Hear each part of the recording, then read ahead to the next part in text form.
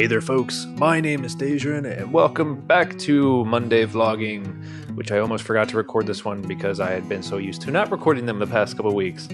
Sorry, I do want to make up for not putting up the past 2 weeks worth of vlogs. So, this week, not a whole lot that I really need to talk about.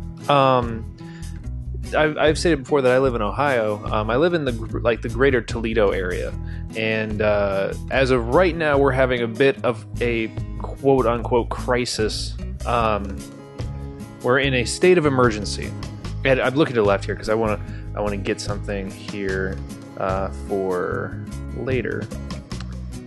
And okay, so we're in a state of emergency right now because basically what has happened is we've gotten some contamination in our drinking water.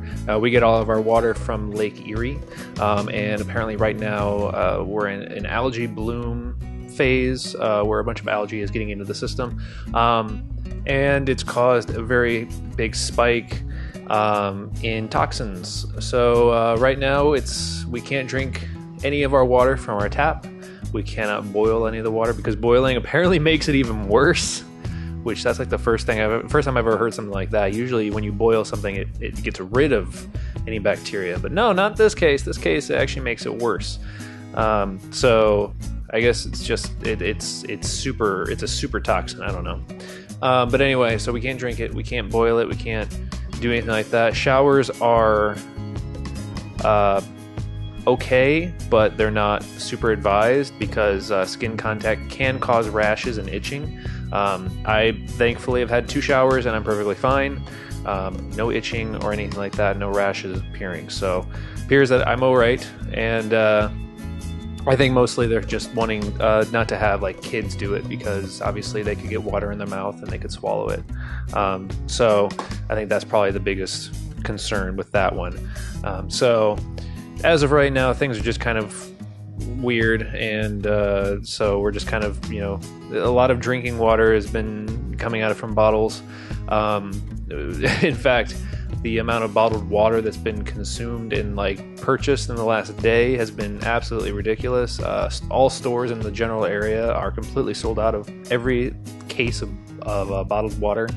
Gallons of water are gone. There are pictures online that just show it's like a kind of an apocalypse type thing where it's just lines of aisles and just nothing there. So it's a little crazy. People are acting kind of crazy, but I don't know. People act crazy in times of confusion. So as of right now, we don't really know what's going on. We're waiting on test results on the water levels to see if the levels are going to be back to normal anytime soon. So anyway, it has gotten into some of my recordings where I was recording with my hair back because I wasn't sure if I could shower or not, or if I should. So you'll see those in the future. Speaking of which, SCP version 1.0 has come out, and I am recording a playthrough of it. As I promised before, during previous versions, that once 1.0 came out, I was going to do a full playthrough of it, and I'm going to hold myself to that. I've recorded a few episodes. I think I'm at episode 5 at this point that I'm recording. That should come out after the playthrough after Walking Dead. So, and I won't tell you what that playthrough is. It should be out, as of this recording, probably tomorrow. So, today or tomorrow? I think tomorrow. So it should start tomorrow. It's a real fun game. Really enjoyed making the playthrough. But anyway, so SCP will start up after that one, as soon as that one gets finished. So look forward to some SCP, maybe getting scared, and memory access violations, because I got a couple of those. And if you guys, I don't know, if you guys don't follow me on Facebook, I do have a Facebook page. It is always linked in the description.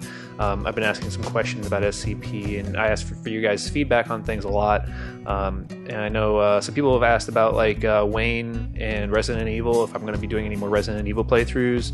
I posted on picture on Facebook that showed that I pretty much have all of the Resident Evil games in the main franchise. At least I have Resident Evil, the remake. I just got Resident Evil Director's Cut for PlayStation, which I'm thinking I might do just a playthrough of it, just to see the difference between Director's Cut and remake. I don't know if I'll have Wayne on for that one, but we'll see. I do have Resident Evil 2, 3, 4, 5, Code Veronica, which is an iffy one. I'm not sure if it actually will ever work. I bought it off eBay, and the copy will load the first part of the game. It'll load the cutscene, it'll load the first area, and then after I go through the first door, it locks up, freezes, and nothing happens. So I've done it numerous times, tested it, and it just doesn't work. I told the person I bought it from, and they were like, that's really weird. It worked perfectly fine for me. And I'm like, well, I mean, I can just send it back to you. And they're like, you know what? It was like $5. He's like, just don't worry about it. I'll refund you the $5. And if it ends up working, it ends up working. If it doesn't, it's only $5. So to that person, thank you. It was a while ago that they did that, and I told them about this channel. So I don't know if they've been watching or anything like that, but if you are, I do appreciate the sentiment of it. So I also have Resident Evil 0, and I do want to have Wayne on for the majority of the Resident Evil games that we do, or that I do, because he knows more about Resident Evil than I think anybody else that I know. So I would love to have him on for some of the playthroughs. But anyway, so aside from that, not a whole lot in terms of video games that are coming out. There are plenty of games that I do want to get to, and it's just about finding the time. So that's that. And I will do the best that I can. Oh, wow. Okay, I have some pretty big news I should probably be talking about. So you guys know that I had gotten a job at a computer store. I was working with computers. And you know that my degree is in sociology, and a sociology degree and computers don't exactly mix. I very much enjoy working with computers and building them, and it's a fun hobby, but I don't want it to be, my actual career. So I had been searching for a job, while I was working at the computer store, and I actually got offered a position working in mental health, something that I've been wanting to do. And so I actually did take up the position. I quit the job at the computer store. They were actually very, happy to see that I had gotten something that I really wanted to do. I'm working with mild to severely mentally disabled or mentally disturbed individuals, ranging around the ages of 50, give or take 10, 15 years. Over or under. Basically, I'm going to be working with them in a household environment where it's about them. Basically, they're for the most part fully motivating and stuff like that. It's more about just helping them work towards a life of independence. So I'm super excited to be starting work. I just started this past week. And already I enjoy it. It's a challenge, and it's rewarding. So I'm very happy to have this position, and hopefully from here I'll be able to get positions further up where I want to be at. So this one does allow for further education funding. So if I want to go back to school, they'll actually pay for some of my tuition. There's a program for that. I can get licensed. I can get all these certifications. So it's a really good opportunity, and I'm really excited to be, being a part of it. What will this do for the channel, or what will this do to the channel? I don't think it'll really harm it too much. I'm still going to have plenty of time to record, and I should have plenty of time to work on whatever it is that I need to. So I'm actually going to be increasing my hours at my second job that I work from home. And I'll actually be able to make in enough money to be able to move finally. I know I've talked about it so many times, but it's finally going to be happening. And so in the next couple months, I'll be doing that hopefully. And it's good. It's a really good opportunity. I'm really excited for it. So aside from that, I think that's just about everything I wanted to talk about. I did want to take a look at some of these comments from my last vlog, which obviously was a few weeks ago. I wanted to do this originally, but I didn't get around to it because obviously all the stuff came up with my computer and all that stuff. So obviously it was about the giant bomb situation, and I think most of the people in the comments section, there were a lot of really good comments and conversations and points. And for the most part, everybody seemed to pretty much agree that there's no excuse for not treating people equally. And I'm really glad to see that most people seem to agree with that, and that people should be treated equally regardless of who they are or what they look like or anything like that. So that's a really good thing to see. I'm really happy that you guys pretty much had that kind of feeling, and I think that's the most important point to make, is that there's a lot of discrimination that does happen, and regardless of who you may be or what, everybody should get an equal shot.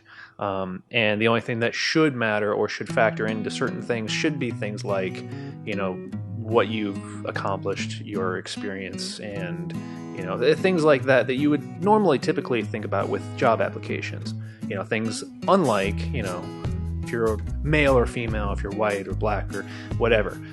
So I think we can all agree that, the most important things when it comes to hiring somebody is basically just their ability to do that. And I think that's what most people seem to think, is that, that's what matters most, and that, people shouldn't be hiring based on anything else. And so everybody seemed to think that the whole thing with Giant Bomb was...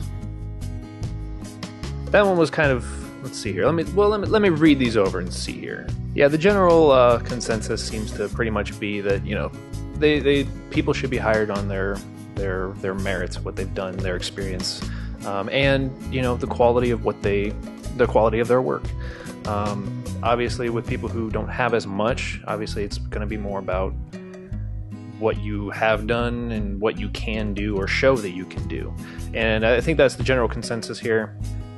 So for the most part, it looks like we all pretty much agreed that the whole situation was kind of over a little bit of an overreaction, and hopefully in the future things will be better. So anyway, that's all I really wanted to talk about with this video. I think that's it. Again, if you guys want to be more interactive with me, or if you guys want to talk with me or engage with some of the stuff that I'm doing, I do post.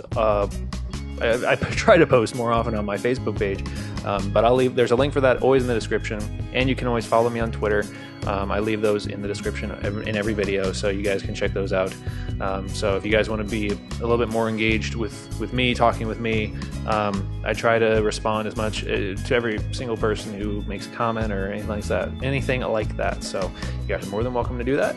And thank you all so much for watching. You guys are make channels. Literally, you guys are going to make this channel happen, and I thank you very much for that. And I will catch you in the next video.